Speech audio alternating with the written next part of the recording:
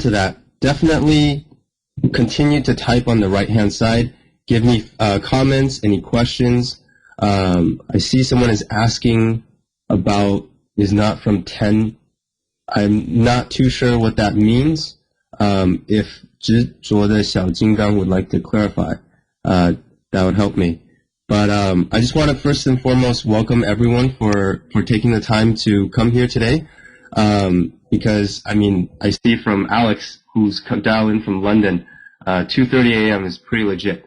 And if you can see, Shumi on the side has put up a attendance. So before we get started, you could feel free to do this now or do it later. All is good. Because we're probably still waiting for a couple people to come in. So I'm going to say we will officially start by about 7:03. So in the meantime, feel free to take attendance on the dock on the right-hand side, and we'll go from there. So we'll start officially at 7:03.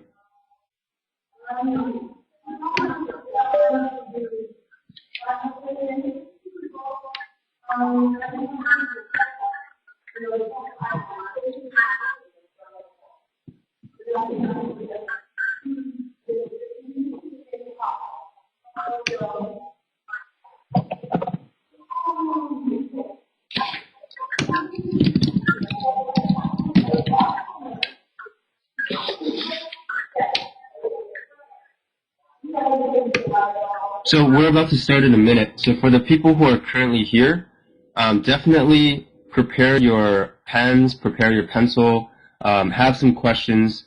Definitely want this to be as interactive as we can make it. So just take a moment to, if you don't have a pen or paper ready with you, take a moment to go grab one right now. That'd be great.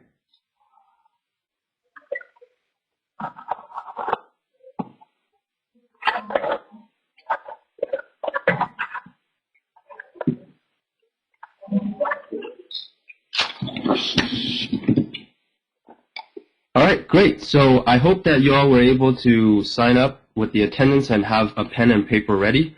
So the reason why I asked you all to do that is because I really want this seminar to be useful to you. And if, you know, since this is something that's digital, it's a little harder to kind of see each other's faces, but if you can give me feedback or questions as we are interacting, that would be really helpful for me. So let's get started. So you're all here today because our topic is going to be about behavioral interviews. So the first thing I want to start with is just to clarify one thing.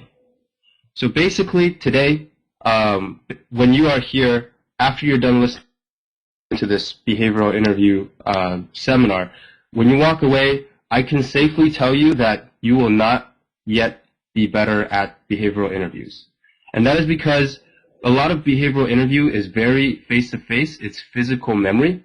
And so what you learn from here is only kind of a understanding of how to do behavioral interviews. So if you truly want to get better at behavioral interviews, you're going to really have to take what you hear here and try to apply that when you go and, you know, mock with your friends, etc. What we can provide here is not going to make you better. It will help you know how to get better. So I first and foremost wanted to put that down, and that's why I'm really hoping that all of you can ask me questions along the way and also take notes so that you can try that out for yourself when you go and practice behavioral interviews with your friends and, you know, with everyone else. So just wanted to put that out there first and foremost. Okay, so before I begin, I'm also going to do a really quick self-intro to just let you learn about kind of my background and see what my value add is. So my name is Michael Lin, and I was part of one of the founding cohort for CIN last year. I was one of the organizers with the 3 other founding members, and we basically thought that, you know, having a consulting community would be really helpful, and so we started this together. So back at Berkeley, I majored in rhetoric, psychology, and Chinese, and so what I think could be my input for you all today that could be a value add is my psychology background. I think would be useful for some of the behavioral tips. And my rhetoric background, I could provide some specific feedback on content. And my Chinese background, I think, could shed light on some cross-cultural issues. So hopefully that's some of the things that I can add value to for the behavioral interview today. Cool. So to start off, I wanted to ask, how many of you have watched this presentation at one point? If you have, please just say yes on the right-hand side. If you've watched Steve Jobs' commencement speech. Yes, so that is the commencement speech at Stanford, yes. And for the person who said no, if you have a chance, just go and search for Stanford commencement speech, Steve Jobs. So basically, this is a really popular kind of commencement speech that really made Steve Jobs kind of legendary, if you will, amongst a lot of the student population. So if you haven't watched it yet, please do take a chance. But of the people who watched this, I want to ask, how many of you remember what he said? So if you remember what he said, maybe just say yes or no, or just if you have any thoughts on what he said, really quick on the right-hand side. Okay, yeah, stay hungry, stay foolish. Yeah, that's the one thing. Yep, definitely. Yeah. So, I just wanted to, mention that a lot of people may have watched this presentation, but when people walk away, there's one or two key things that they remember, one or two key phrases. But really, when people watch this, when they leave, what really stays with people is how they felt about this. Whether it was inspiring, whether it was bad, whether it was funny, whether it was insightful. So really, when people finish, an engagement or an interaction or watching something, that is basically one of the key things I wanted to mention, is that interviewers don't remember what you said, but they remember how you made them feel. So in that context where you watch this really famous speech with Steve Jobs, most people only remember that one phrase, and the same applies to interviews as well. So this is a very key thing, because I think a lot of people, when they start off, really stress out about a lot of what they're going to say, and making sure that they have everything down to a T. But really, the big picture view for all this is that feeling, how people feel about you after they finish an interview, is actually key. So just wanting to put that out there as a way to frame our behavioral interview, and then we'll go into depth about, what are the things that make up how people feel about you. Any questions so far? So I also wanted to lay out our objective. I mentioned this a little before during the intro, but basically I want to take us, and hopefully we can go from, I'm not that good at behavioral interviews, or I'm not sure, how I am at behavioral interviews, to I know how to improve. So again, this isn't something that, you could walk away and be good at automatically. This is a way to provide you with kind of a map, if you will, of the landscape that you need to kind of continue to practice, and identifying where exactly you need the most practice. So our agenda for today, basically I want to go through kind of the three main areas where we will kind of focus on and kind of debrief and look into where we can improve on. And then I'll go over a live practice with our brave volunteer, Crystal, and we'll, do some feedback giving, and we'll go over kind of what she could have done better, and try to apply some of the things we talked about from the areas of mastery. And then there'll be a summary section and some takeaways. So that's kind of our agenda, and we should be able to end within 1.5 hours, if not sooner, depending on whether or not there's a lot of questions and answers. So if people have any questions, just type them out as we go, and then we'll go from there. Any questions so far? We're feeling all right? Okay, cool. So to start, before I even jump into the three areas of mastery, Crystal was really awesome, and she got some questions from people, and I just wanted to mention two of the questions that people asked so far and answer them before we go into any of the details. So the first question that people asked is, how important is the behavioral interview compared to the case interview? And then the second question that people asked is, do you get behavioral interviews in all rounds?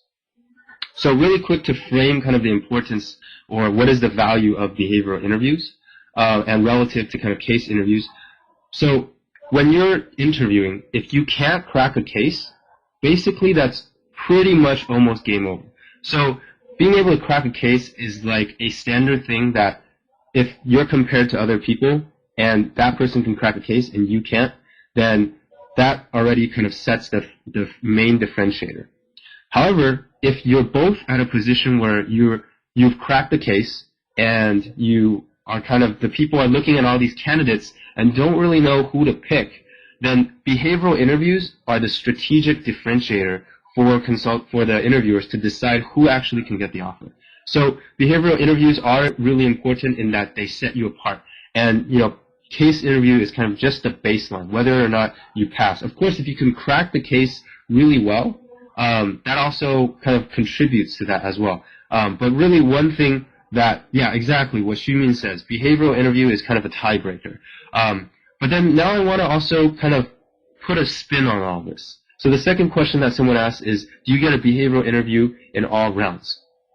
So my answer to that usually would be depends, but actually what I want to say is that yes, you actually are in a behavioral interview for every round of interviewing that you do. And the reason why I say that is because a behavioral interview, I mean, right now we're referring to it as that very specific chunk, 30 minutes that you spend talking to an interviewer and answering these questions. But really a behavioral interview is simply when people are looking at you as a candidate, do they feel comfortable, right? Do they feel like you can be part of their team? Do they feel like you're competent? And so a behavioral interview, even if all you did was crack a case, the way you cracked the case, the way you interacted with the interviewer from the very beginning when you say hi to the very end when you say bye, that entire chunk of time when you are in the presence of an interviewer, I would argue is also part of your interview, is part of this behavioral interview. And so, I would say regardless of whether or not it's a case or whether it's a behavioral interview, treat everything like it's part of this behavioral interview more generally. And when we go through the 3 areas of mastery, hopefully you can take this and just keep that in mind for all of the interactions you have with the interviewer, because all of that counts. And to give you a really specific example, so my personal story, so I flew out to Texas for a final round interview with one of the biggest education companies here. And, it was a really big kind of 2-day long interview. And, the whole time we were rotating, we were talking with 20 different managers. We were, having lunch, having dinner. We had small talk sessions, networking sessions. It was just, by the end of that, I was so tired, right? And in the end, they basically only picked 10 people out of the 30 final round candidates. And before that, I think they screened out somewhere like 10,000 candidates to make, they had 10,000 candidates, and then they screened that for second round, and then the final round was 30 people. And so I actually didn't get the offer because this was an executive development program.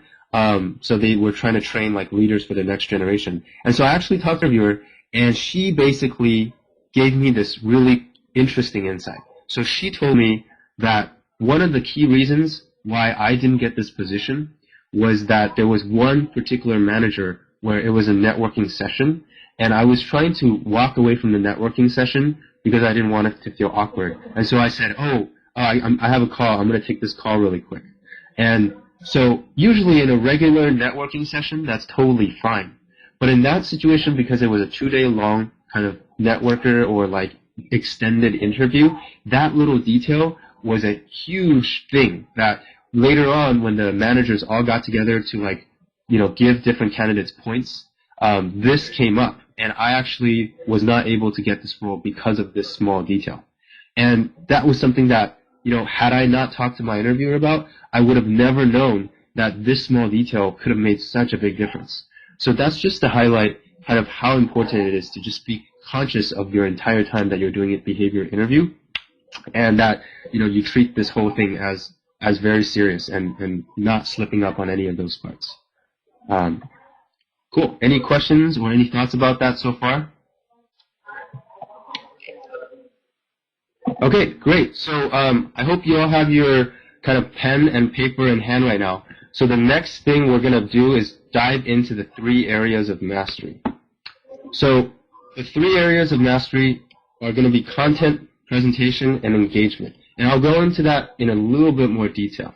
But first, I want to just talk a little bit more about communication in general. So for this section, I hope that all of you could participate and type something out on the right-hand side. So what I want to ask everyone, okay, well that kind of gave it away. I hope you didn't see that. I actually set this up so that it was one click away, but I think there's something wrong with the PowerPoint. So I just want to ask you if you didn't get to read that fully. So when it comes to communication, right, I'm going to say there's like 3 factors. So there's verbal, there's vocal, and there's visual. So of those 3 things, verbal, vocal, and visual, I want you to take a guess at what is the percentage makeup of communication when it comes to making an impression on someone who has never talked to you before. So on the right-hand side, please put down what percent your guess is, and I hope you wipe that from your memory for now. If you just didn't see anything and you had to guess, out of 100%, what percent is verbal, what percent is vocal, and what percent is visual? Please take 1 minute right now and write it on the right-hand side for us to see.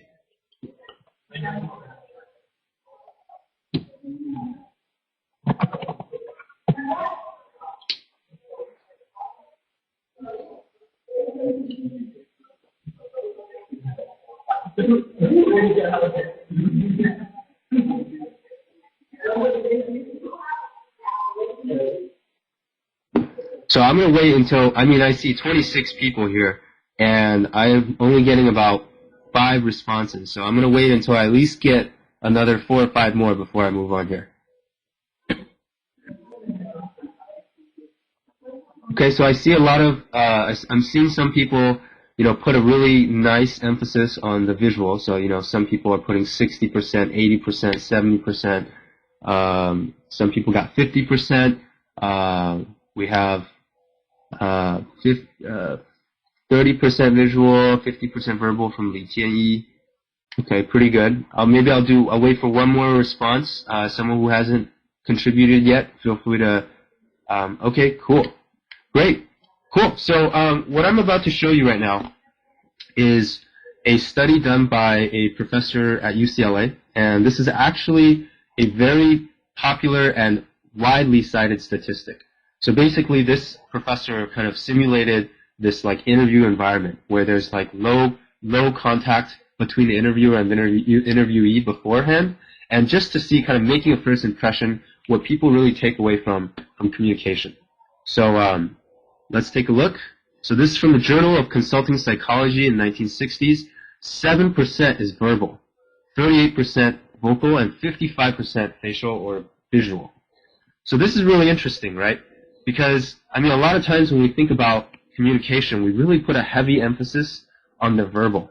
And, this isn't to say that verbal isn't important, but a lot of kind of as what we talked about in the very beginning of Steve Jobs' video, what people remembered was that one phrase, right? Stay hungry, stay foolish. And that one phrase, and maybe this general sense that it was very inspiring.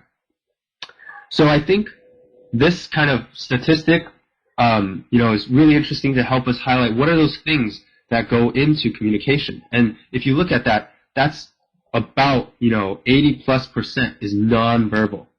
And so what are those things then that really help make or break a behavioral interview?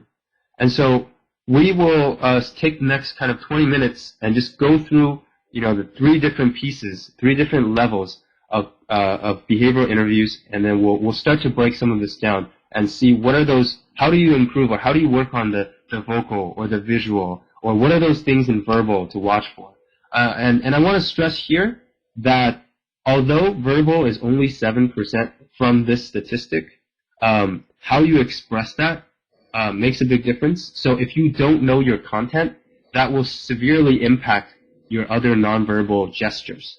So right now, although people only seem to, have an impression for about 7% of that, the delivery really rests on knowing that verbal part. So I just want to share this with you as a kind of way, again, to frame or to look at behavioral interviews, and then now we're going to break down each of these pieces. So before I do that, that was really provocative. Is there any other comments before we move on, like thoughts or comments about this like factors of communication thing? Because, yeah, again, when I first saw this statistic, I was like, wow. So I just want to see if anyone has any responses to this or thoughts. Doesn't have to be anything, but I just want to really take a second here to acknowledge what people are feeling or seeing or thinking about. Anyone want to throw a comment? Okay, cool. Thank you for that. Yeah, definitely. It's a pretty strong statistic. Okay. Yeah, so our gesture is part of facial. So for this one, the very specific experiment focused on facial. But I'm kind of generalizing it to a little bit more of just nonverbal, right? So basically, I think like gestures or posture, all of that is what they see, right? So the visual stuff. I think that's really what it's trying to highlight. Okay, so yeah, I think Dirac brings up an interesting point that in case interview, getting the right answer is actually pretty important.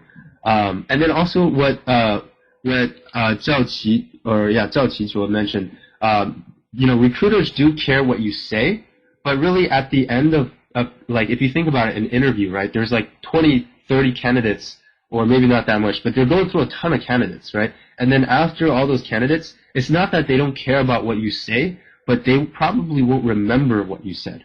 They'll remember how you made them feel. They'll remember all the things that make up how you made them feel.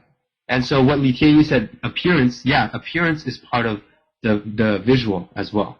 So I just wanted to clarify, it's not that people don't care, it's just what is the thing that kind of lingers or what people remember when they think back. Any other comments or thoughts about this? We'll leave another 10 seconds to see if anyone has any thoughts or wants to talk about the communication piece. Okay, great. So not any more thoughts. Next, I'm going to talk about content. So this is going to, for Zhao Qizuo, what you mentioned about whether people don't care about what you say. So I'm going to try to clarify some of that in the content piece, and then we'll go from there. So for content, again, this is the verbal of what you say. And it's not that this isn't important, but that it kind of provides a feeling for what people get about you. And so I think the first and foremost thing is to know your most natural way of preparing. I can't give you one way to prepare because everyone kind of learns differently. So if you think you're more of a big picture person and you want kind of a more big picture approach, for example, for me, how I prepared was I figured out what were some of the most interesting experiences. And then based on those experiences, I looked at, okay, what is a leadership thing I could say about this? Or what is a kind of conflict thing I could say about this? Or what is, so I would kind of have big experiences that I will talk about, but then have like that experience be applicable for 3 or 4 different questions. That way, if I say one thing already for a certain experience, I can talk about different experiences, but also answer different questions. So that's how I prepared. And just know your most natural way. And if someone gives you an approach, try that, but really just stick with what works for you. Because when you're interacting, most important thing is being smooth and having flow. So if you are interacting with an interviewer and you practice in a way that was like not natural for you and you like start to mess up, I think that you get more points lost if you seem unnatural than if you're like, super prepared. Like sometimes you can be so prepared that it doesn't feel natural. So just know your most natural way of preparing and present it in a way that's really natural. I think that's the gist of what I wanted to say for that. The second is to prepare for what is most commonly asked. So I'll give you a couple of questions right now. It might be helpful to write some of this down because I don't have a slide for this. So maybe you could just write this down and make sure that you can practice some of these so you can prepare for it adequately. First thing that's commonly asked is tell me about yourself. Super broad, right? Just tell me about yourself. And we'll go into some tips for each of these in a bit. So I'm just going to go through each of these questions. Tell me about yourself. Second is tell me about a time that you had to work with conflict or a difficult situation. Another one is tell me about a time you demonstrated leadership. And another one is why consulting? Why us? And then what is your greatest weakness or what is your strength? And then this last one sometimes throws us off, like, Asians, and that is tell me about your proudest accomplishment.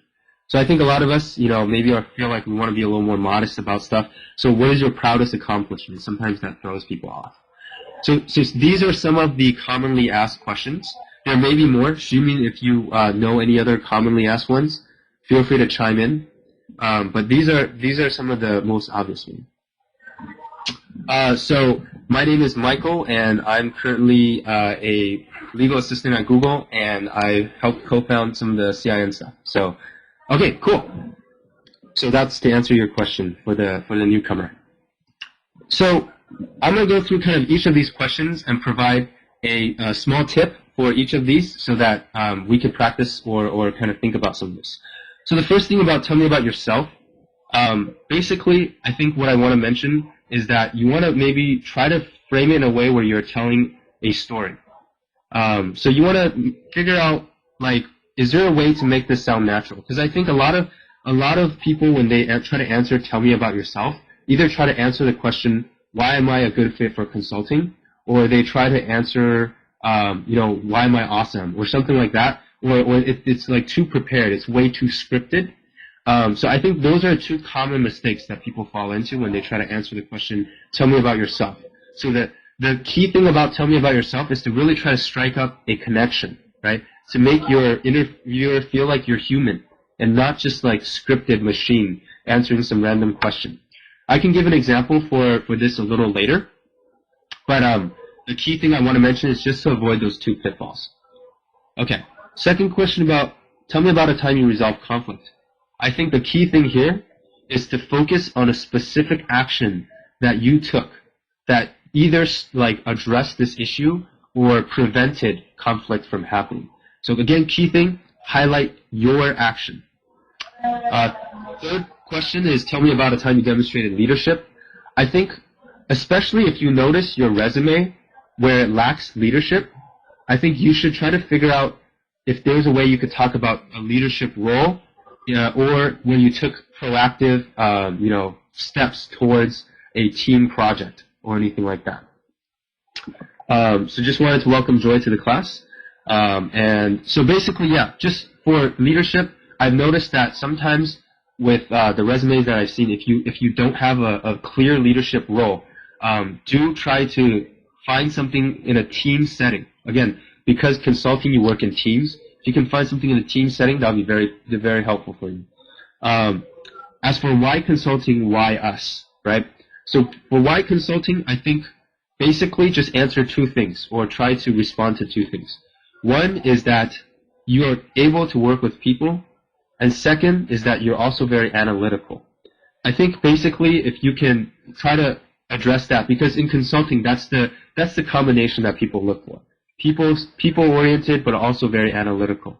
And if you could show that you have both of those, then that would be a pretty decent response to that.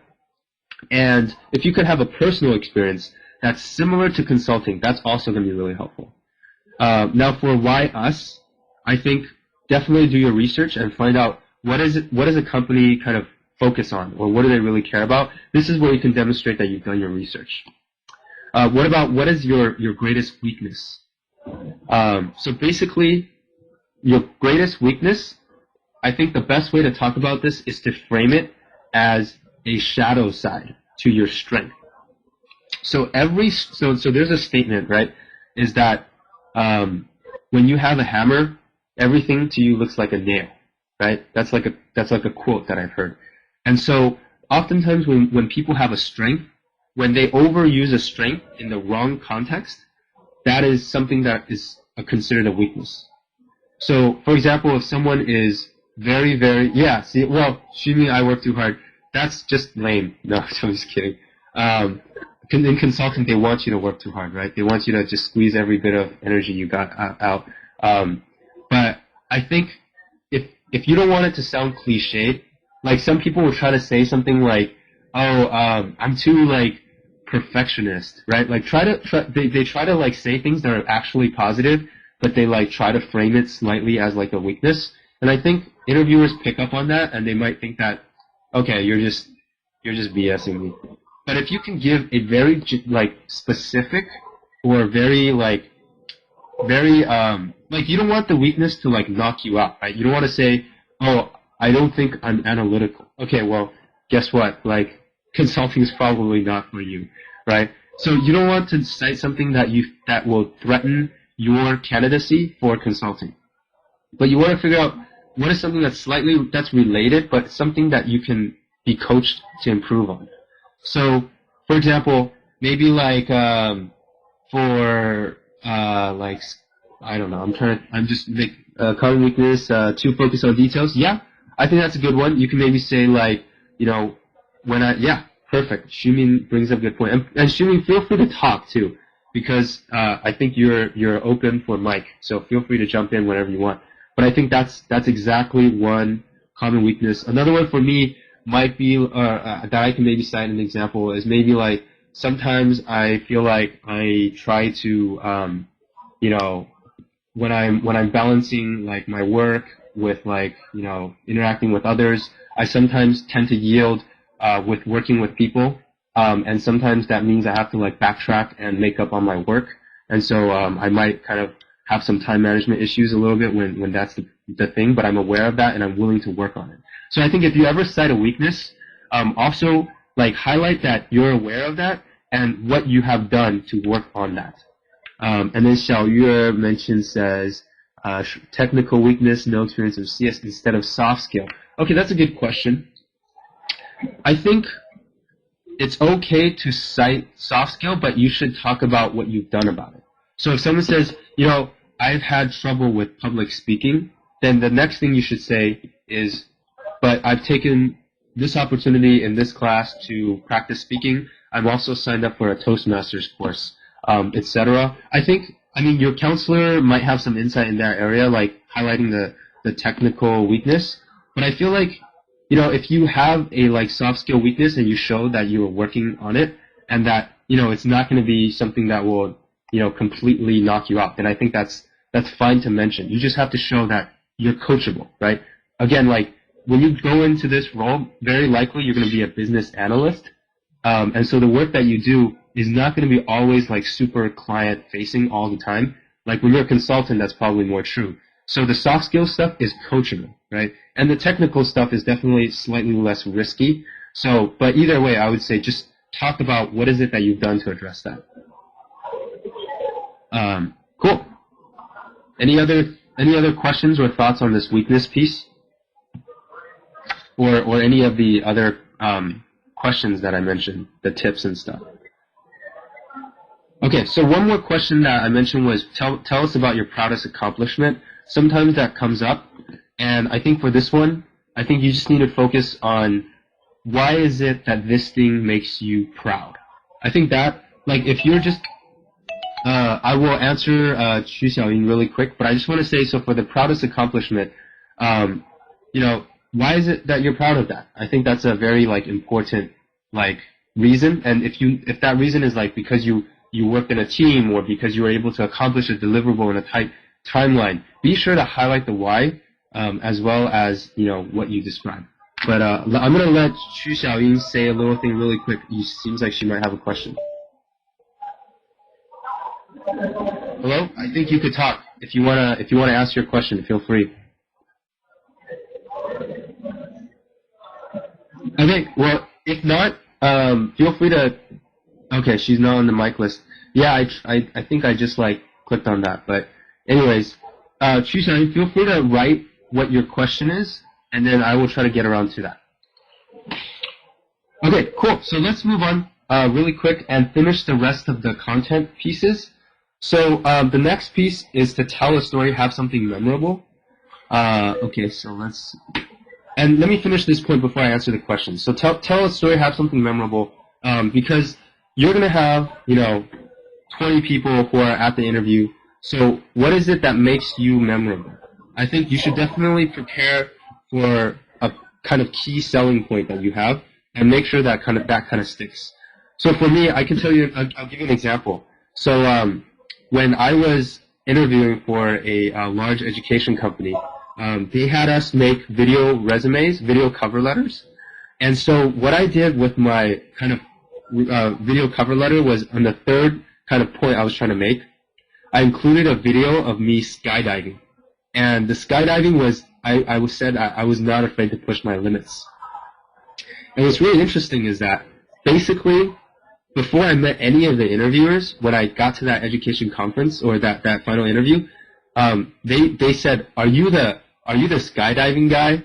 Like they all knew me, like even before I spoke to any of them, and that was something that was like a really standout point that made me really memorable. That I think was definitely helpful, because at the end of the day, people like when they talk about candidates, they're not gonna say everything that you told them. They're just gonna be like, "Oh, this is the India guy," or "Oh, this is the guy that was like president of this," "Oh, this is the Olympics guy," or "This is the Harvard guy." Like they're gonna stick this fat label on you, and that's how they're gonna try to remember you. Like whatever stood out most for them is how they're gonna talk about you. So make sure that whatever you have, there's something memorable about you, and not nothing. So I'm gonna answer Megan's question. So let's see. What is the most risky thing you have done? Okay, it's a good question. So I think what this might get after is A, what do you consider risky, right? Because what you consider risky might not be risky to another person. So they might want to see just what is your comfort zone, right? The other thing is, okay, how do you address that? And how do you talk about the risky thing so that it's a value add and it speaks to your character?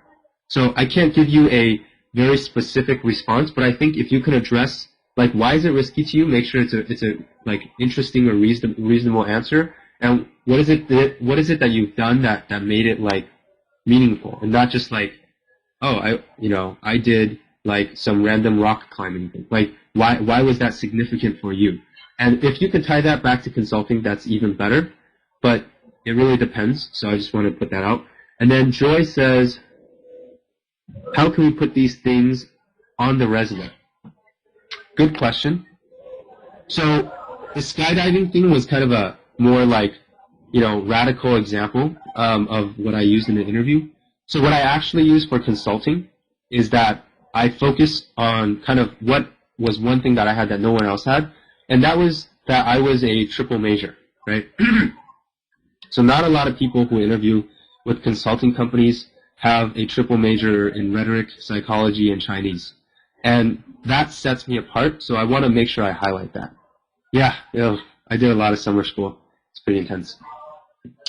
So whatever is memorable, like maybe like you went on a trip to India, or maybe when you were in China, you started this thing that helped figure out how to compost, whatever. Like whatever you did that you think makes you distinct and unique, I think is what you could use to make yourself memorable. And so I don't think you have to like deliberately try to like random like memorable thing just for the sake of having something memorable. But you could have something in like your interests that might make you more memorable. That's something that you could totally do. And so next point I want to say is show, don't tell. So the telling piece, I think you could say, oh, I'm very analytical, I'm very data driven, all of that. But if you can't illustrate it, then people won't really believe you. If you just say, oh, I like consulting because I'm analytical. Okay, great. Like 20 people can say that. But if you say, I like consulting because I feel like, when I work on projects with like my math department, we had to analyze a lot of data, and I was able to contribute a lot to the project because I feel like that was something that came naturally for me. So I feel like that background tells me that I feel like I'm more analytical, and that consulting is a good way to continue to explore that interest. So that's a way to kind of just illustrate with an experience. So back it up, show that you're analytical rather than to just tell that. And the last piece is just to use structure. Like keep it short, and structure basically could be as simple as if someone says, tell me kind of your greatest weakness. You could say, well, there's two things that's on my mind. Like that, like topic sentence, and then you say first X, second Y. That's a way of structuring. Or tell me about yourself. You can say, well, I feel like I'm a passionate learner, and that I'm really into cultural things. And so, the way that I feel like I'm a passionate learner is X, and then et cetera. So the structure that you should always have this topic sentence that kind of really just encapsulates or like organizes if you have more than one point, and then just keep it short. Keep it to like 1 minute. If your answer gets to be about two to 3 minutes, that's too long. People's attention span are short these days. Just keep it short. And the STAR method is a great way to do that. So situation, task, action, result. So for example, tell me about a time you had conflict. So there was a time where my co-coordinator and I disagreed about how we should structure or recruit for the next class. So this was important because basically this was the founding class, and the next generation is going to be key. And the coordinator felt like having more publicities rather than high quality is really important. What I did was I really tried to lead a conversation around what were the future vision, and we tried to arrive at common ground. We had to talk for 5 hours, but we actually were able to identify a creative new way to resolve both of our interests. And as a result, we had the highest amount of high quality candidates for the next class. So that was basically, I was just going through each of these, and that was like, about a minute, if not like a minute and a half. So really easy. Just keep to that template and practice a lot. Any questions about any of this content stuff? I'm going to take 10 seconds and just to see if anyone has any thoughts before I move on.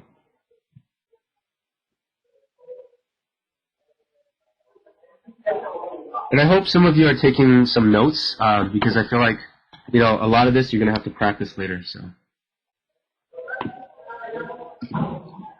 Okay, great. Seems like we don't have any questions. Next, I'm going to move on to presentation. So presentation is both a verbal and a non-verbal thing. And so basically, I feel like for verbal delivery, the language fluency tends to be something that a lot of students would bring up, especially from China. Some people are worried about their accent, or maybe their vocabulary isn't the best. And so, how do you get around that? So for the vocabulary, I think the key thing that a lot of Chinese students struggle with is messing up she and he. I hear this a lot where people are like, they're talking about like a guy and then accidentally says she, or vice versa. So blatant errors like that, try to avoid. Like a lot of the other stuff is a little more manageable, but if you have like those things that really make people raise their eyebrow and like, what? Like, you don't want anything that could really like just make people feel like, oh, you're not being professional. And it's so minor, right? It's so small, but it deals like a big damage. So stuff like that, just avoid. And if you want like more business vocabulary, just make sure, so like first, third person, tense, past, present. So make sure you have all of that. And try not to make those mistakes, because those stand out the most, and they're often very fundamental. So just watch out for that. And if any other people who are listening to a webinar have any other issues that you think people struggle with, feel free to type it out. So I'm actually going to give you maybe like 10 seconds.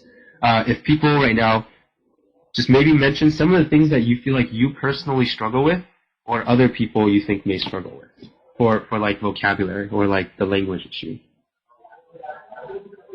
I'm going to give you 10 seconds to do that. Bonus points come on to people who can identify some of that.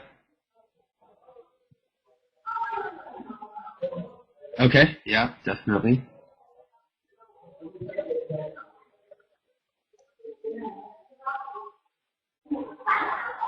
Cool. So how do you work on that, right? That's like definitely a challenge. Okay, smile or smell. Yeah, okay, can see all of that. So just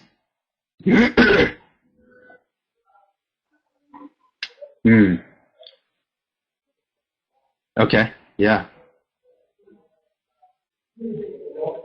Yeah, so if you all have any personal tips to any of the language stuff, feel free to type it out right now. So I'm going to talk a little bit about what I thought has been helpful, but if you have any tips, please write it out for everyone to see us right now as well.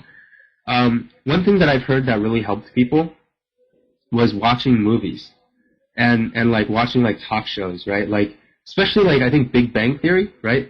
I think a lot of people have like even there's like Youku videos with like GRE studying like kind of things with these videos, and people have really like gone crazy with them.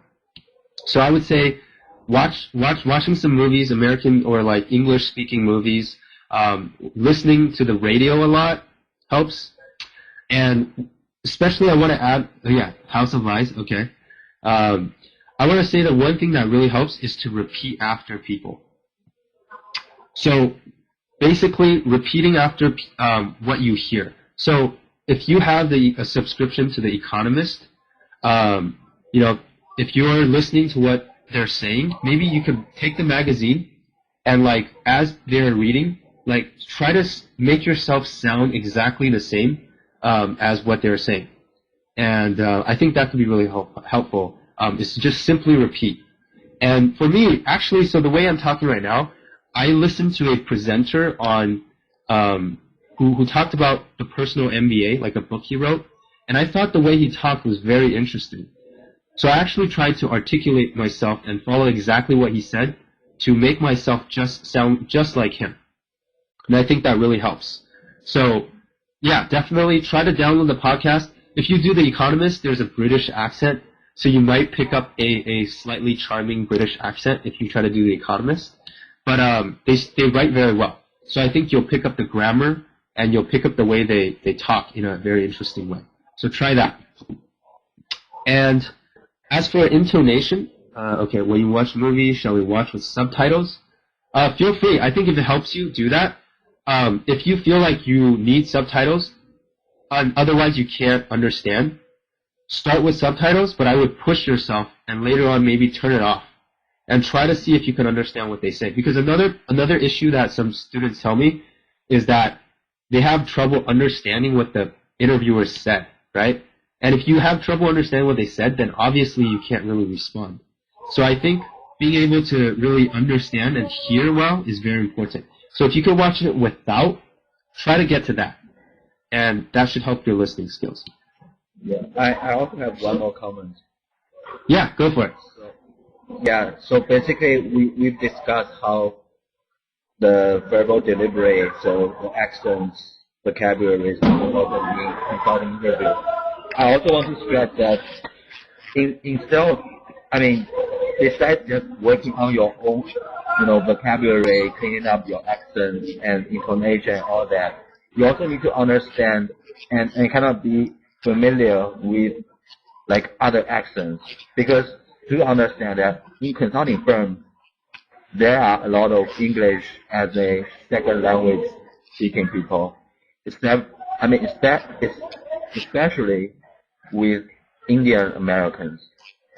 So like I had multiple interviews when the interviewers were Indian Americans, and then they were doing like really heavily accented Indian English. So do get familiarized with all kinds of accents in case that you don't understand what they say. Cool. Yeah, thank you so much, Ximing, for giving us a practical consulting application for some of the language stuff. So I think that'll definitely come in handy once you start to master some of the basic English stuff. Yeah, seems like we're getting some really good tips and ideas on this. Yeah, so keep going with some of this conversation, but I'm just going to move on really quick to intonation. So intonation is basically how you sound, and there's four distinct kind of intonations. There's nasal, mouth, chest, and diaphragm. So if you speak with the different voices, you definitely sound different, and ideally we want to be able to get to kind of the diaphragm voice. So right now I'm talking to you in the diaphragm voice. If I did nasal voice, I pitch my nose, and you hear more of a stronger nasal sound, and that usually kind of is less powerful. Mouth voice is just moving your mouth, and so you're a little more soft. I think a lot of females, when they speak with their mouth voice, it comes off as a little more timid. And if you speak with your chest voice, it sounds more, generally natural. But if you use your diaphragm, so the diaphragm is literally the spot right underneath your belly button. In Chinese, I think it's called the dantian, right? If you speak from that, your voice carries, and it has a lot more presence. And so how can you speak more with your diaphragm? Well, you can maybe read some 武侠小说 and see how they do their 丹田运气, right? But another way is to maybe just like when you lay in bed, the way you breathe, that is your most natural way of breathing. So notice when you lie on the hard surface or lie in bed, feel how that feels, and then when you're talking, try to simulate the way that breathing is like, and that will help you speak from your diaphragm. Also, if you like to sing karaoke, maybe have some friends that know how to sing with like their dantian, right? And then try to ask them for tips, and just try to do that diaphragmatic breathing and do some singing practice like that too. That could help. Cool. So really quickly, I'm going to go over some nonverbals. We still have the engagement part left, and so the nonverbal really quickly. I think the posture is really important, and by posture, I want to just highlight when you're sitting, whether you're leaning forward or whether you're sitting back without. So I think that itself is kind of makes a big difference. Also, when you're taking notes, make sure that you sit in a way that you can share your notes with the interviewer so that they could see from your perspective. I think one mistake that people sometimes make is when they do interviews, they sit directly across from the interviewer, which is fine sometimes, but I think when you get into case or when you are trying to demonstrate like notes or stuff like that, see if you could sit to the side. So when you are sitting directly across someone, I mean, that signals automatically that the person who's asking the questions has the power. And so there's a default power dynamic right there. And so when you are doing case, I think a great way to negate that power difference is to find an opportunity to share your notes and then move your chair to the side so that you are sitting at like a perpendicular, like a 90 degrees from your interviewer, and you're sharing your notes. That automatically puts you on a more equal footing, power-wise, and I think that can reduce some of the stress. And so why do you want to share your notes with your interviewer? That's a great question. So with consulting, there's this thing called being client-friendly. So what that means is you want to make sure that you keep your client engaged throughout your talk. And a lot of people will have the mistake of just focusing all on their notes, and they don't really look up at the interviewer, and they don't engage with the interviewer when they're doing their actual case practice. So when you're showing the notes to your interviewer, you're showing that you're actively responding to and engaging with them. So that's really important. I just wanted to mention that. And Xuming is saying to maybe take your notes in landscape because you have a little more room, and it's also kind of a PPT style. Cool.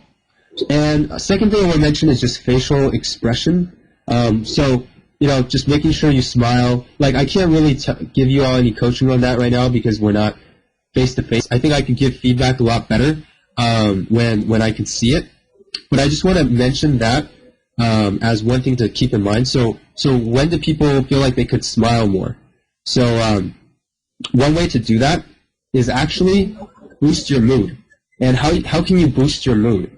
So basically, there are studies that show that when you move the muscles related to smiling, you will start to secrete some chemicals in your brain that actually trick you into being in a better mood. So I'm not saying this to do this during your interview, but maybe if you're in the restroom right before, you could put your finger right between your teeth, and that automatically pulls on the muscles that are related to kind of smiling. And you could also just smile in the restroom as well. But basically doing that for maybe like a minute or two will actually secrete chemicals that boost your mood. And that way, when you are actually engaging with your interviewer, the facial expression and smiling might come a little more easy. So that's just one little hack that you could potentially try with helping yourself smile a little more naturally. Now, as for eye contact, I think in the U.S. there's a strong bias towards making direct eye contact. I think people in Asia tend to maybe want to shy away from too long of a direct eye contact, but really eye contact is about confidence. So if you can sustain a good amount of eye contact, that shows that you're confident, especially in the U.S. So just try to, like, when you're doing an interview with your friend, just have them check these off for you, like language fluency, intonation, posture, facial expression, eye contact. Just when you're practicing with people, have them maybe rate you on each of these areas. And that way you can get a more deliberate practice or deliberate insight into each of these areas. So just wanted to kind of mention that for the presentation piece. Any questions about the presentation? I'm going to allow 10 seconds for any questions.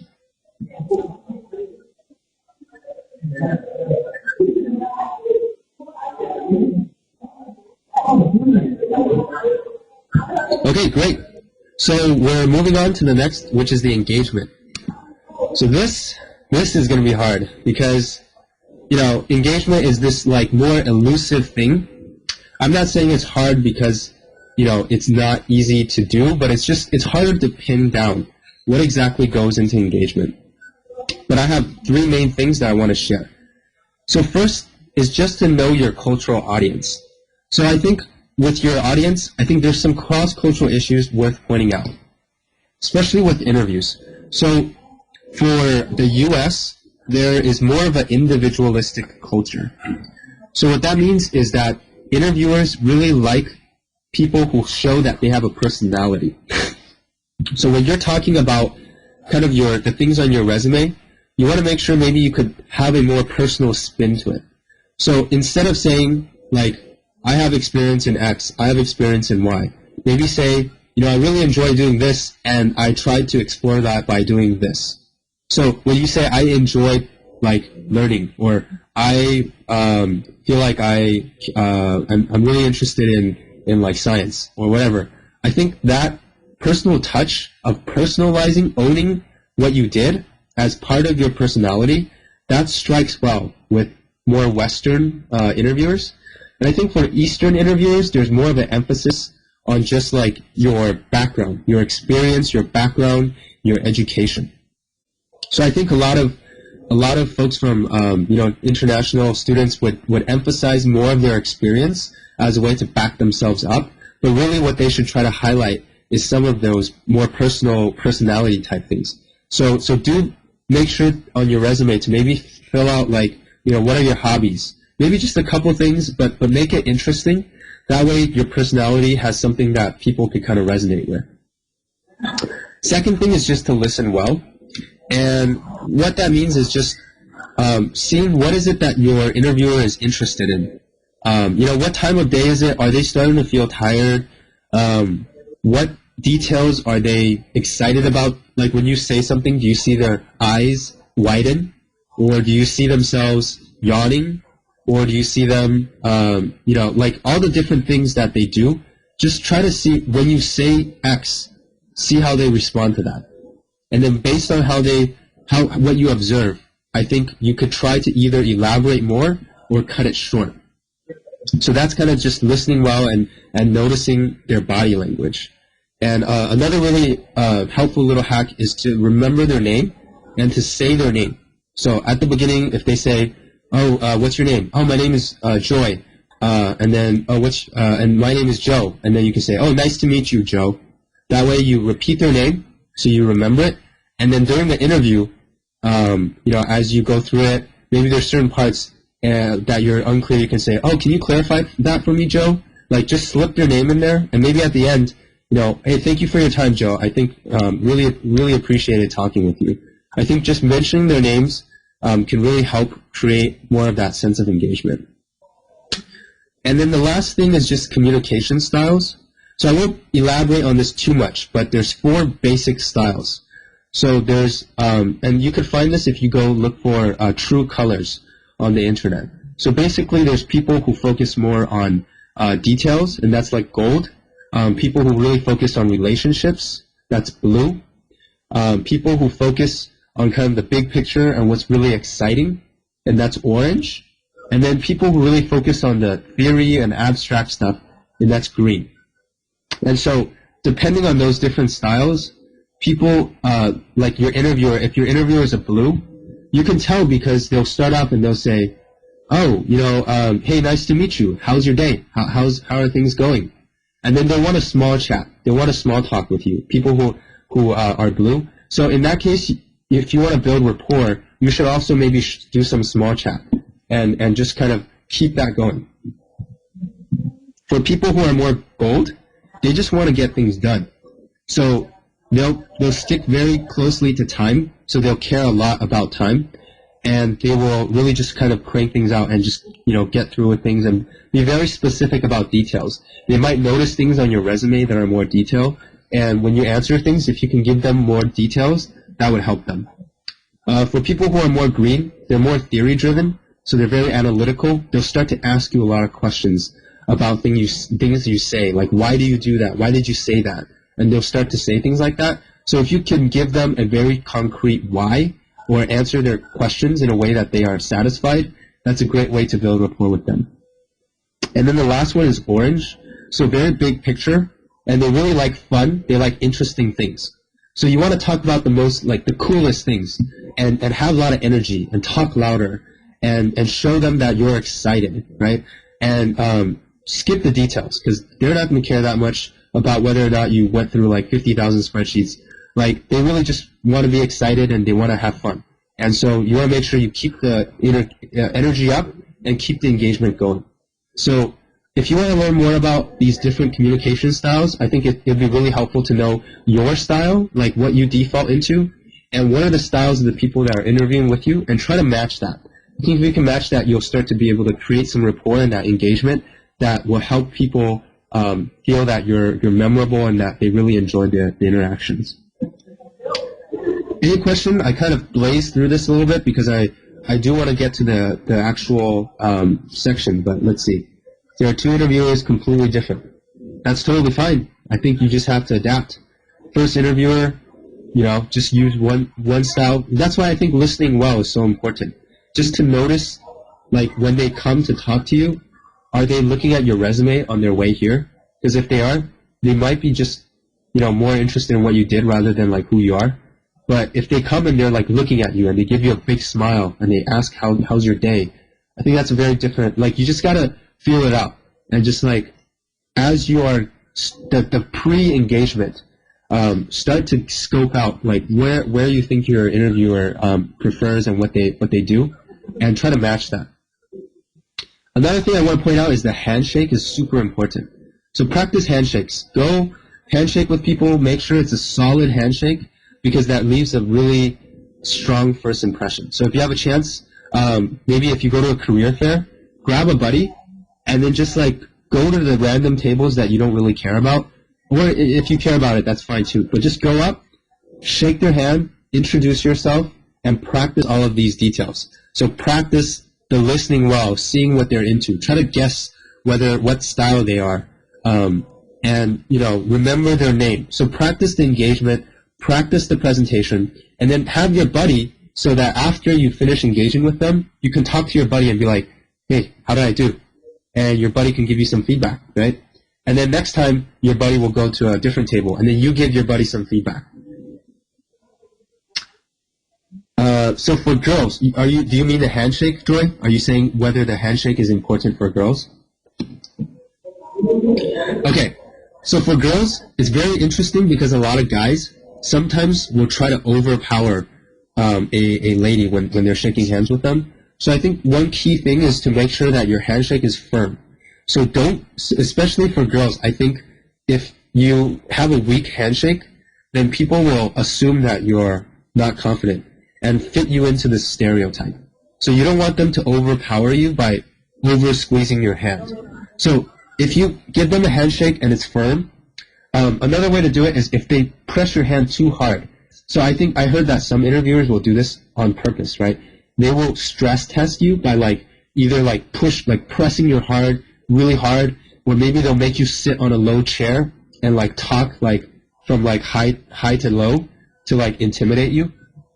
So I'll teach you guys really quick, a quick technique to negate people who try to overpower you. So when you're in a handshake, one way to overcome a height difference, right, is to, when they shake your hand, turn your body to the side. So if your body is facing them, the height will seem very evident. You'll feel like they're very tall and you're very short, or whatever. But if you're shaking their hand and you're shorter, just turn your body to the side. That way both of you are forced to stand at a slight angle, and that will automatically negate the height and power difference.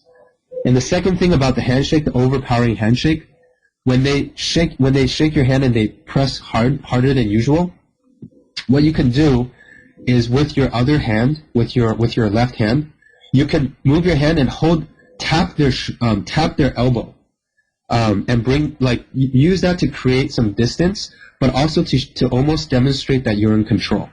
So if you look at a lot of politicians when they shake, especially like Obama, when he shakes hands with another like dignitary, if the dignitary feels like they're in lower power, they'll reach their hand out and touch his elbow as a way to neglect or negate some of that power difference.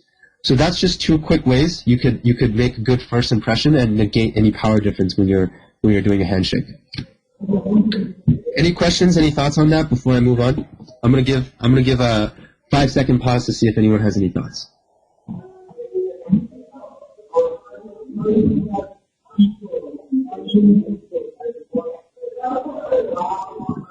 Cool, yeah.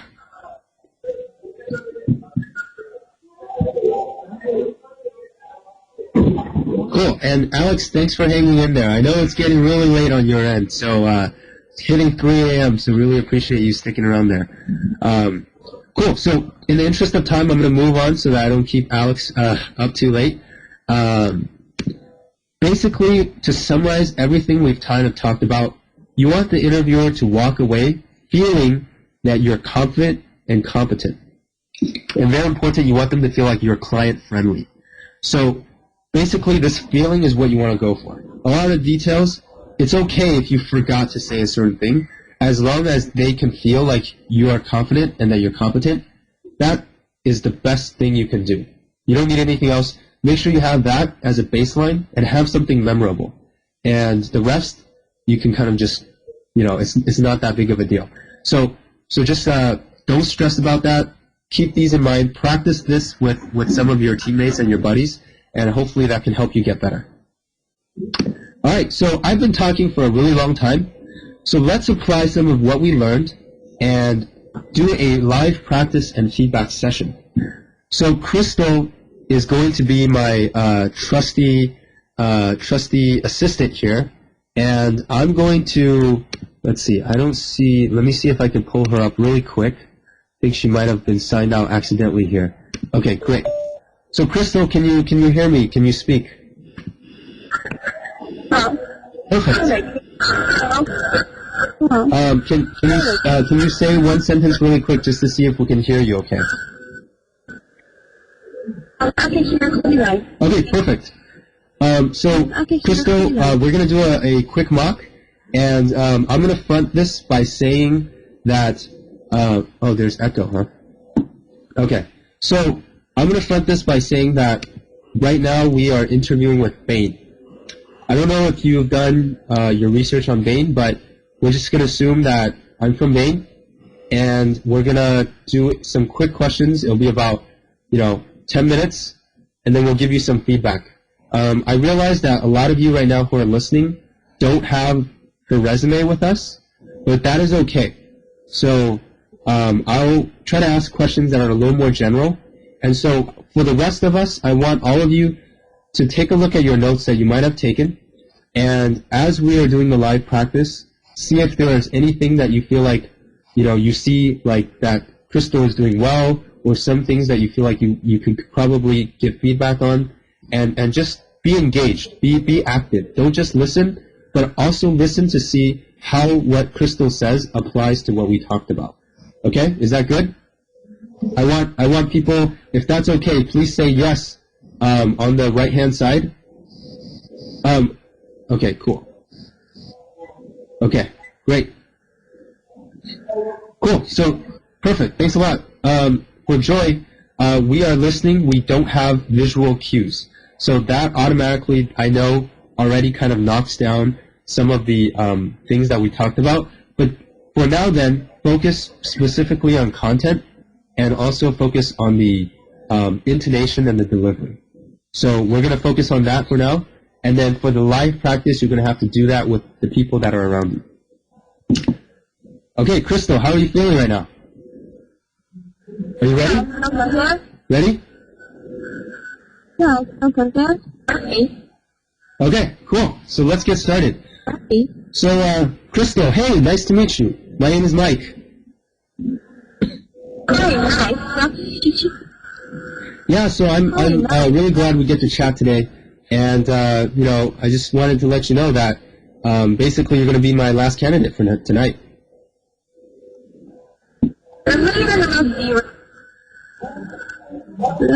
Okay, really quick, I'm going to pause.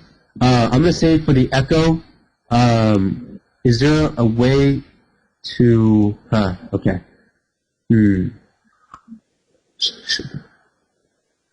Okay, so why don't we do this? Crystal, if you could put on headphones, I'm going to put on headphones as well. I think if we do that, we could reduce a lot of the echo. So I'm going to do that right now before we jump completely into this, just so that the rest of the interview can be good. Thank you, everyone, for the feedback. That was really helpful. We're gonna put on headphones right now. So in the meantime, I want you all to maybe just take a look at your notes and think of any questions, because later we're gonna have Q&A. But right now, I'm gonna get some headphones for the interview.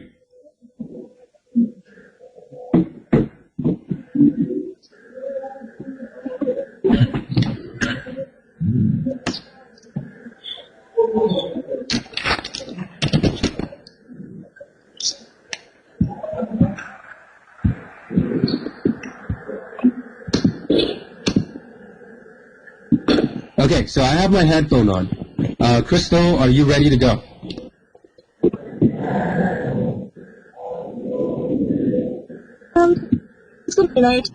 Hello, can you hear me? Perfect. That sounds good. Okay, everyone good? All right. Thank you so much for hanging in there and for the feedback. So let's continue. I'm going to start over. I'm going to actually start over the interview just so we can start from the beginning and we can go from there. Okay. Cool. All right. Hey, Crystal. Good to meet you. My name is Mike. Yeah, I just want to let you know I'm pretty excited now because you're my last candidate. Cool. So let's head over to this room right now so we can conduct our interview. Okay, cool. So I'm looking at your resume right now, and it seems like you have a lot of experience, in various different types of sectors. And I'm just a little curious. Can you maybe just tell me a little bit more about yourself?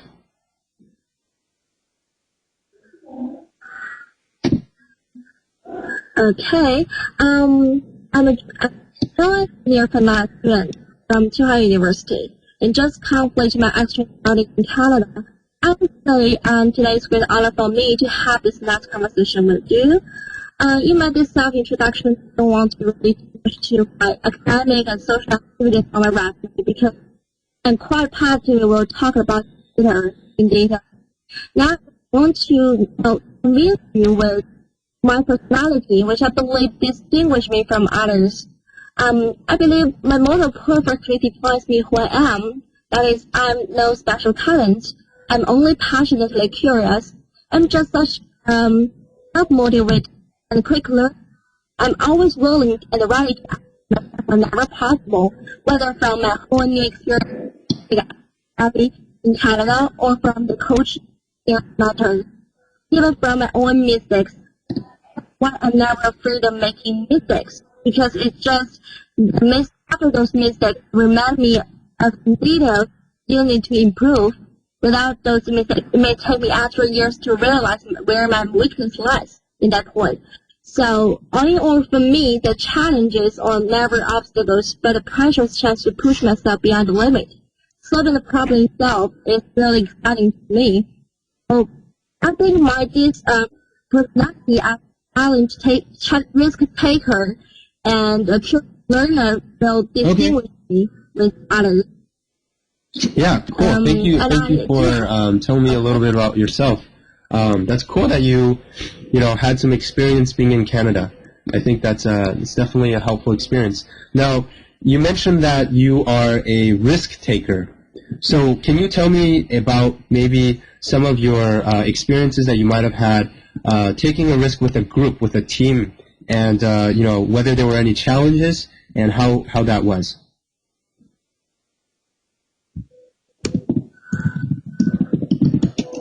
Okay. I'd like to tell you about my first experience when I was still a student. I was still a freshman at the time and encouraged my teammates to be the team leader at the Grand School and Business Consulting competition. But we all have no idea what competition should be like at that time. And the competition schedule was very intense. We need to submit our business proposal within 3 days. So after team lead, instead of just stepping back, I decided to take the responsibility. Whereas my other teammates keep optimistic about our quick learning skills. That means I need to keep really calm under this great pressure throughout the project, encouraging my other comers to just breathe with a fresh perspective. While at the same time, I need to use the time well for us to transfer our ideas into a relatively practical business in time. And so, I think this was really risky for me because this is my first experience as a team leader to join the kids competition. I felt that I will lose my reputation as a reliable team leader. But I decided to try, and with all the dedication and hard working of our teammates, we broke into the final as the only freshman in the final out of the 40 altogether, and as the freshmen. So this is really as well. I think this experience is really precious to me because it demonstrates our learning ability. Okay, great. Yeah, that sounds like a really interesting experience, and seems like you were able to touch on some of the leadership aspect of that as well. Now, I want to ask, are there other kind of experiences that you might have had on campus that you felt that you had to take a leadership role?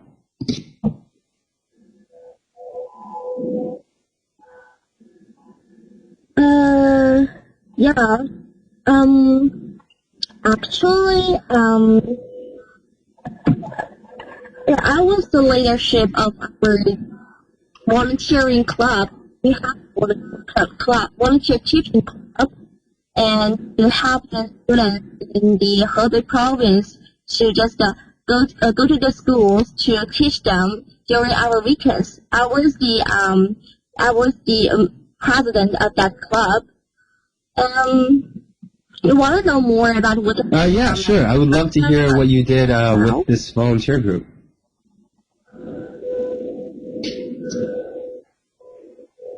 Yes. My responsibility I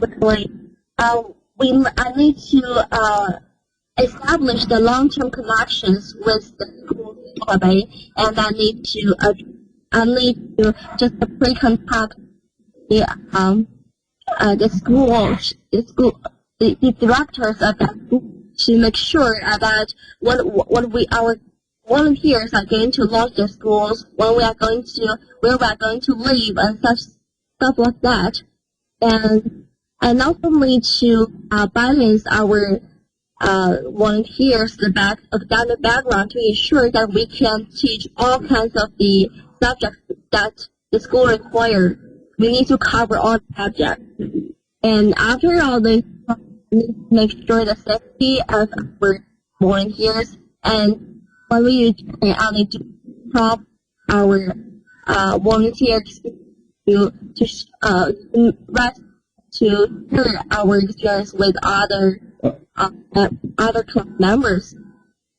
But that's basically my responsibility. And it's foster my team shifting into a reliable and passionate. I really enjoy teaming up with them who share similar values and goals. The camaraderie and the loyalty develop. Okay, cool. Yeah, that sounds like a really interesting experience. Now, it seems like you have a lot of experience. You know, you've done some cool stuff. Tell me about your weakness. What do you think is your weakness?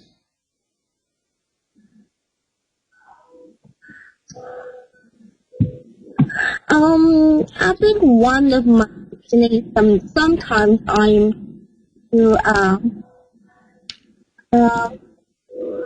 sometimes I want to make everything in a state of perfect. This will sometimes make me overlook our schedule. And there is a huge mistake I've ever done during my internship in the Roland Burger. And from that, I realized my weakness here. And then I resolve this problem by setting our priorities of tasks and set myself a task schedule to make sure I meet the deadlines. If you would like to know more about that make me realize that this how to improve that. Okay, great. Thank you so much. Well, you know, we're short on time, Crystal, so I'm going to jump right into the case interview now. But thank you so much. It was great talking to you about this. Okay, cool. Cut. We're not actually going to be doing a case interview, but now let's maybe talk about this and see how it was like. So, Crystal, why don't you tell me a little bit about what you think about how this went?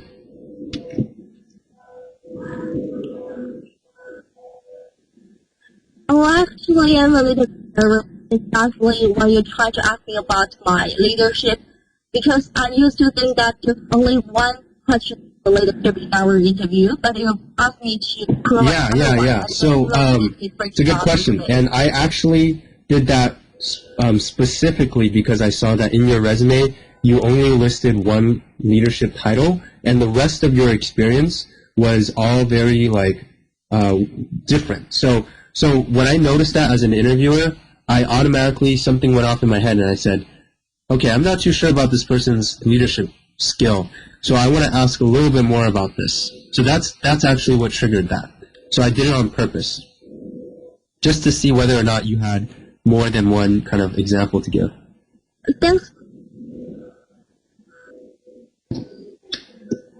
Thank you so much for reminding me of this. Yeah, so in terms of what to add, I think basically it seems like you might not have expected that question, right? And what do you think, based on what you said, what do you think you could have done better?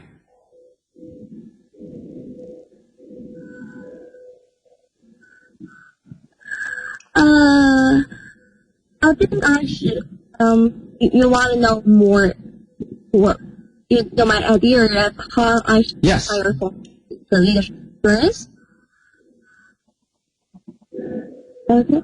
I think that I still need to focus on the Iowa Club. I mean the volunteer team I referred before. But I need to fully prepare for it because I think such club can show that I'm passionate people. Because I keep doing the volunteer team for 3 years, and this could prove my passionate and perseverance. And I will demonstrate I'm to tell the details of my responsibilities. So I think if you see one of the comments that Yun had made, it says that you did a good job using the S and the T, but it would be better if you could also incorporate the A and the R. So the A and the R is the action and the result. And I think you did a good job describing your responsibility. And I think it also would be helpful to just say, like, what exactly were the things you did? And try to have a story, right? Try to maybe see it with, like, leadership. What is one story you can give about the volunteer experience that you can demonstrate leadership? Right now, you kind of, because I caught you off guard, you found something where you had the title of a president, but leadership is a little more different. Leadership is more of a quality. How do you demonstrate that? And I think if you could find a way or another experience or another way of kind of talking about leadership and illustrating the STAR, I think that could be really helpful. And I can give you a quick example. So you mentioned teaching at Hubei, right? I'm going to make up a random thing really quick. I'll do it in 30 seconds and just kind of give you a sense of how that's like. So, one example of what I can remember when I did leadership was when we brought a team to teach at a school in Hubei. And basically, this was one of the first teams that we had, and we needed to figure out how to build a curriculum in a way that could really help the students there. And so what I had to do was I had to not only make sure our volunteers are well trained, but I also had to coordinate with the schools in Hubei to make sure that whatever the teachers wanted and whatever the students needed were in sync with what we were preparing. And as a result, we were able to do this program, and it was very successful, and we got to go back for 3 years. So I made that up completely, but I just wanted to illustrate how differently your experience could sound if it was put into that structure of the STAR.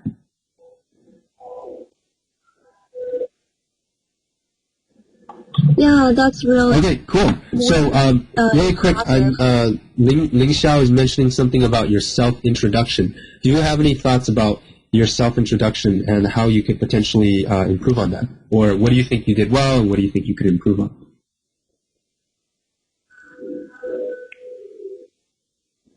Yeah, I think my self-introduction is a little bit long, maybe. This is basically because during my interview, it's too short, and when I end up my interview, the interviewer just look at me and say nothing, and it seems like he expects me to say more about myself. So I just make it a little bit longer, but I think one thing that you could potentially do is have a transition phrase. So maybe the transition phrase is, that's a little bit about myself, and if is there anything on my resume that you would like to learn more about? And that's potentially a way for you to keep the answer short, to have it to be what you are comfortable with, and to not feel awkward because you are effectively now saying, okay, I've hit the ball, now the ball is in your court, what do you want to know about? Does that make sense? Yeah, so I would say with tell me more about yourself. If you could also highlight a little bit more of the specific experiences, I think that could be helpful. Because I heard you talk a good amount about how you like risk-taking, how you like to learn. But I think with every statement you make like that, you should back up with a specific example. So I'll give you a quick example of that. So I could say, I'll use my example because I don't fully remember what you mentioned to me. But I'm going to make a quick example. So tell me about yourself, Mike. Cool. All right. So my name is Mike. I am born an Asian American, born and raised here in the U.S., and I really like to learn. So I actually did 3 majors at Berkeley in order to really kind of learn about the different aspects that I was really interested in, taking a lot of summer school. And I feel like as a way to continue to learn about my cultural identity, I actually started to get into the field of leadership. So I worked with a leadership program for 3 years, training hundreds of students as a way to learn more about how does culture and leadership intersect. And so I think ultimately this led me to really push my limits. And I took a trip to India where I got to learn a bit about kind of how to work in an ambiguous environment, and that's what really sparked my interest in consulting. And so I feel like I'm really passionate about learning, and a lot of my Berkeley career has been about exploring that. And if there's anything on my resume that you would love to learn more about, I'm happy to share. So that was pretty short, right? That was like a good maybe 30, 40 seconds, and I hit on a lot of my experiences on my resume, but only a snippet. And it illustrated my quality, but it also didn't make it feel like it was too much. So really quickly, just wanted to share that. So, okay, so a great question for Zhao Qizuo. So about yourself, you're not trying to use the star because you're not illustrating a specific situation where you took action, right? So that's very effective when you're illustrating a specific thing.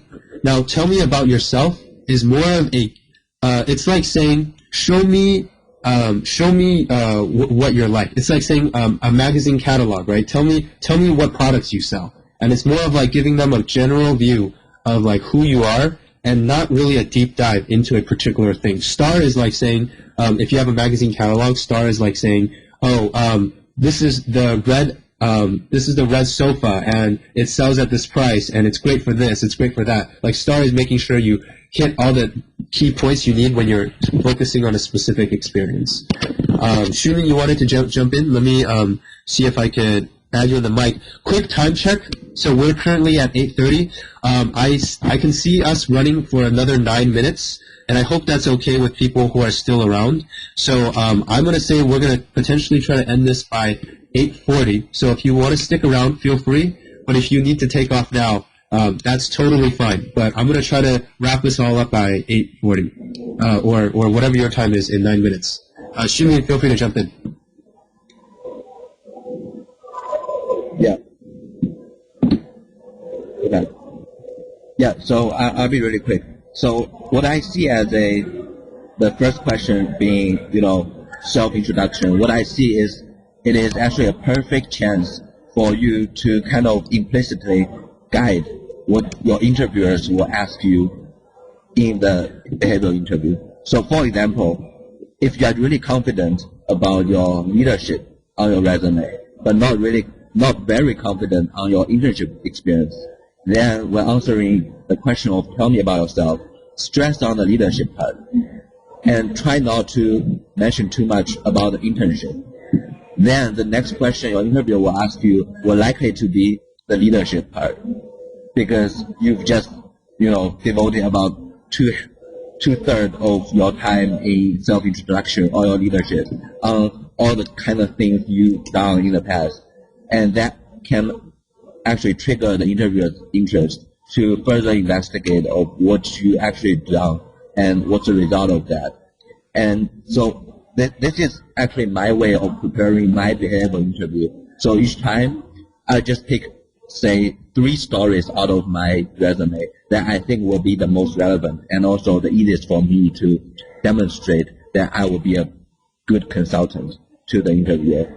And then I really craft that story, and then I use these 3 stories as like hints in my tell me about myself answer, so that the interviewers will get the interviewers will actually a lot of times get the hint and ask you the right question you want him or her to ask, and that's how I can be able to pass almost all of the behavioral interviews I had without too much expansion of scope, and also going to the real Great. Thank you for sharing that, Shunin. That's really cool.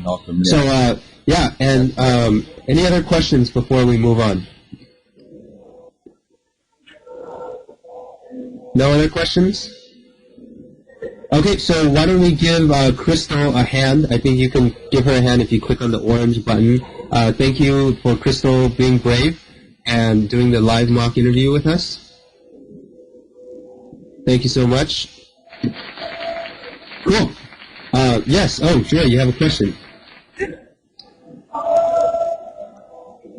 Well, if you have a question during the wrap-up, feel free to ask any questions during the wrap-up as well. So I'm just going to move on and finish the rest of our content. And then if you have any questions along the way, feel free to prepare that for the end. All right, so we just did our live practice. Hopefully that was helpful to illustrate some of the things that we learned about. Here are some summary and takeaways for our seminar. So again, the objective is to go from I'm not that good at behavioral interviews to I know how to improve on my behavioral interview. So again, key point, if you're not able to see each other, I think that's going to be a little hard. So do take the time to go and to kind of practice with your friends in person. So key things to kind of get better. One way to do that is to record and listen to yourself. So this helps especially with the tonal variation. And this is a little hard to do if you kind of aren't able to hear yourself. So oftentimes when people do that for the first time, it's like a big revelation. And they go, oh my God, I sound so boring. And then that really kind of kickstart you try to work on your voice. So I would say try to record and listen to yourself and start with that. And see if, oh, am I speaking too fast? Am I, not enough pauses? Do I have too much nasal? Do I, et cetera, et cetera. So really auto-correct yourself based on your voice first. Then I would say practice in person. And just see if there's someone who's really good at spotting the nonverbal stuff. In fact, write it down. Have the sheet and say verbal, nonverbal. And then write down the different facets of that and give it to the person and say, hey, as I'm interviewing, can you check where you would rate me on each of these? So try that. And then the other thing is to get feedback from different people. Because behavioral interview, different people will have different opinions. Some people just like you. They won't give you anything. They won't give you trash, right? Some people really have this interesting perspective about the way you say a certain word. And they'll give you a feedback that you never thought you would hear, but is really helpful. So definitely try to get feedback from different people. That way you can make sure you're well-rounded and prepared for different personality types. And then the last thing is, sometimes if there's a lot of challenges that you're trying to overcome, it could be helpful to just focus on one thing per session. So with maybe this person, you tell them, I want to focus on tonal variety. Can you just make sure that you focus on that and see if I've improved? And as the interviewee, you make sure that you really try to focus on just tonal variety. And then the next one, you focus maybe on interaction, or you focus on another aspect. But basically, if things get tough and there's one challenge you're always stuck with, just focus on that and dedicate one entire session to just focusing on addressing that. So that's how I would say you can start to get better. And let's see. And lastly, I have some resources I want to share. So with the interaction, a lot of that is about mindfulness. So mindfulness is how you're able to see things in the moment. And some people are naturally good at that, while other people have a harder time. So if you want to train that, meditation is a great way to do that. And there's a great book called Search Inside Yourself. It's written by an engineer, and this engineer basically just took this course and made it one of the most popular courses at Google. So every time he has this class, there's a wait list of 700 people. So he decided, why don't I just write a book? And because he's an engineer, this book is very practical, very down to earth, and it's something that will give you all of the most important things and give you like concrete activities to do. And it's also fun. It's filled with comics, so it's really chill. If you want to develop your mindfulness for interactive type situations, then I think practicing meditation through checking out this book could be helpful. For nonverbal behavior, I think Amy Cuddy has a really cool video on TED where she talks about power poses. So that would be something that if you've never been exposed to nonverbals, check out the power poses that she talks about. It could be really helpful. And then lastly, I think if you want to better understand the interviewer's mindset, I'm sure most of you probably know, but for people who don't, caseinterview.com is really interesting. And you should definitely check it out and read some of the content. Joy is asking about the TED speaker. It's the TED speaker's name is Amy Cuddy, so I'll type that again. So she's a Harvard professor, and she's really cool. So definitely check her out. So those are the resources I have. Any questions about anything we've presented so far today? So this is the time for Q&A. We have about a minute to about 2 minutes. If anyone has any questions they would like to ask.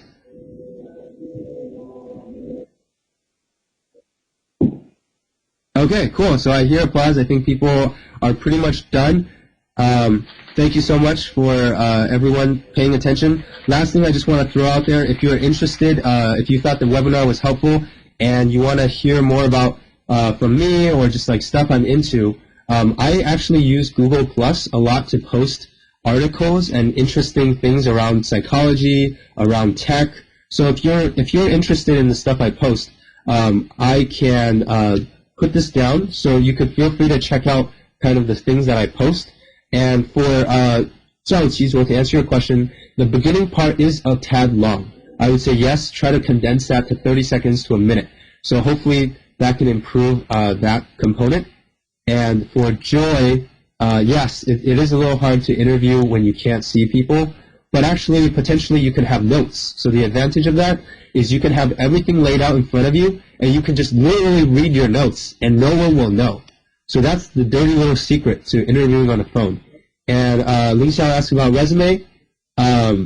Basically, to make it stand out, that's a very different session. I think I could go on for 2 hours about that, but I think there is a webinar that Xumin has made on CIN that could talk about that. So feel free to check out that entire webinar. I'm sure there's going to be some nuggets there. And thank you, Megan, for the comment, for the feedback. Interest part of your resume, do you need it? Not necessary, but if you have some interesting interests, feel free to include that, especially for like Western audiences. They like connect with that. So check that. Do include that if you are interviewing with like Western firms and you have some interesting stuff. All right. If there's no other questions, thank you everyone for participating, and I hope we'll get to see each other again one day.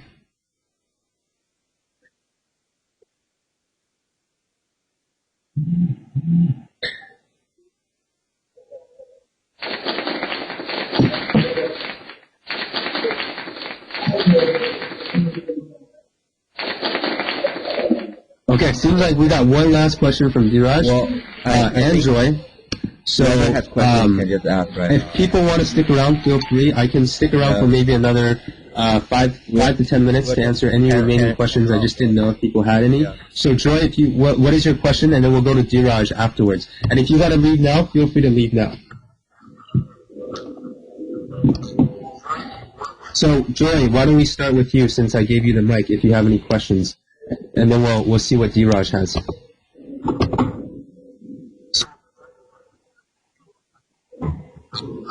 Okay, so Joy does not seem to have any question. And then Dheeraj is asking a question right now. Okay, do you have any questions to our company? Okay, I'll answer Dheeraj first, and then Joy, if your mic isn't working, why don't you just type it out? That should be fine. So Dheeraj, to your question, I think this is a great way to show that you've done your research. So I think if you have chances to talk with people from the company, and you maybe can ask about certain parts of the company, like keep the more general, broad questions for these mixers or coffee chats, and ask them there. So for example, what is your culture like? Or what do you think is the thing that makes Bain stand out from the other companies, or try to get some insider information by asking these general questions at these coffee chats, and then during the interview, you can hone in on one particular thing that you've gotten an insight from another consultant. So you might be able to say, one question I have is I actually talked to one of the consultants, and they talked about how everyone only meets once a week on Fridays, and I'm curious how you are all able to manage your development of your teams or culture working remotely and only meeting once a week. So that's an example where it's an interesting question, and it's based on a thing that you obtained from someone else. So it's a unique question. It's not like a brainless question that anyone can ask, and it also shows that you've done your homework. So I think that's a way you could potentially approach that question. Okay, so interview so Joy, I'm going to answer Joy's question first because she came right before. Joy, can you type your question since your mic is not working right now?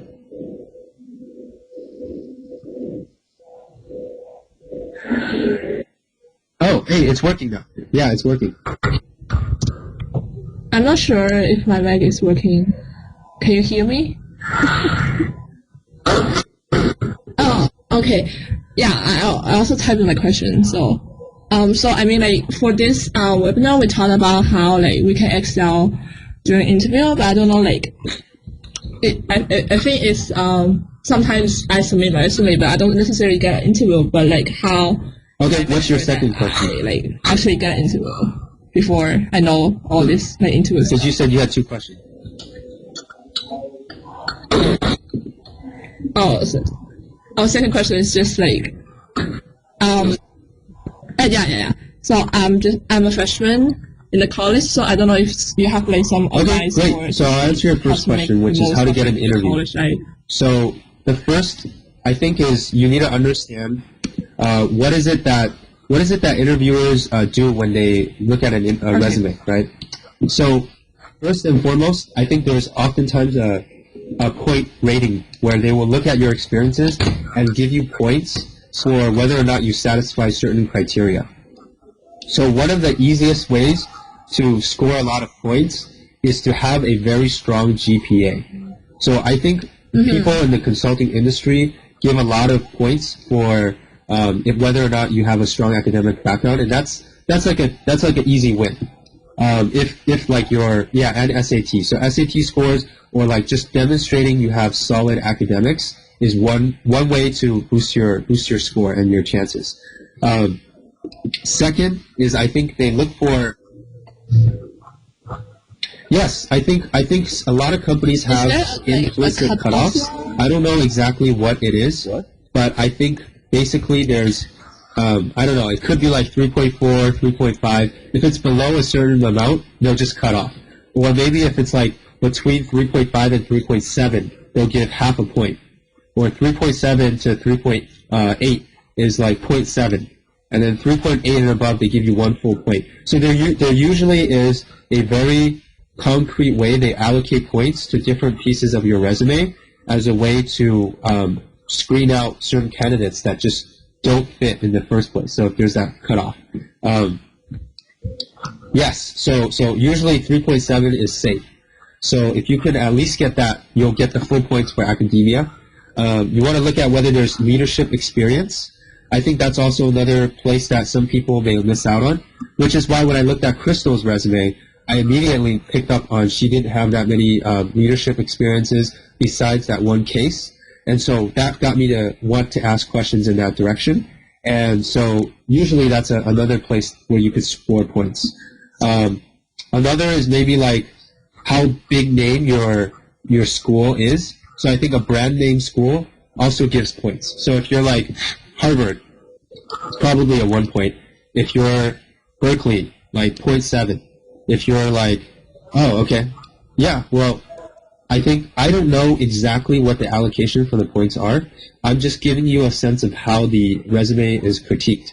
And so I think basically, just figuring out what is like whether your school can add points. And if it can't, then you just have to make it up with different aspects. So if there's a big, shiny brand thing, for example, Olympics, or maybe work on the, some like really flashy national organizations, the FBI, then those things will actually be add points. Or like you worked at Goldman Sachs. So I think those like especially prominent things will add points. As for major or course, I think I am not sure. I think that sometimes they try to diversify. So if they say that we have too many people who are from business, then actually if you're another business major, that could mean that you're competing with a bigger pool. Versus if you're a liberal arts major, some companies will deliberately say we want some different representations from different types of majors so that our candidate pool can be diverse. And so in those cases, your academic background, if it's different, actually adds value to your resume. So it really depends. And to answer your second question about being a freshman, I would say first thing you can do is just continue to read up on consulting stuff. I think continue to stay with like the CIN folks and see if there's ways to practice and leverage each other. Check out caseinterview.com and really, I think, to try to like figure out what is it that you're really interested in and what you're passionate about, and try to excel at doing that. And if you can really excel and make that a shiny point in your resume, I think that could trump a lot of things. Like even if you don't go into consulting, if you find the thing you like and you do it really well, you'll be able to land another job that's a better fit for your passion either way. So figure that out and try to drive towards that. And now I'm going to answer the question that was asked earlier on. I think it was Xiaokai, right? Where can I find more interview sample videos? I would say if you can record yourself, you will contribute to a greater pool of interview videos that are available. Because I don't think people really post interview videos. I think even if they do, it's more audio. I don't see as many face-to-face type stuff. So definitely that's, yeah. If you want to contribute to that, definitely record some videos and share on CIN, and we'll be able to get some more samples going. Li Tianyi's asked, would experience in client interfacing help? Definitely. So basically, when you're in consulting, you're constantly interfacing with a lot of different senior managers, VPs, etc. So the more diverse experience you have with interfacing with different cultures, different levels, different age groups, different representations, I think the more you have, the more it helps you build a case that you could be a client-friendly consultant. So I think that would definitely help.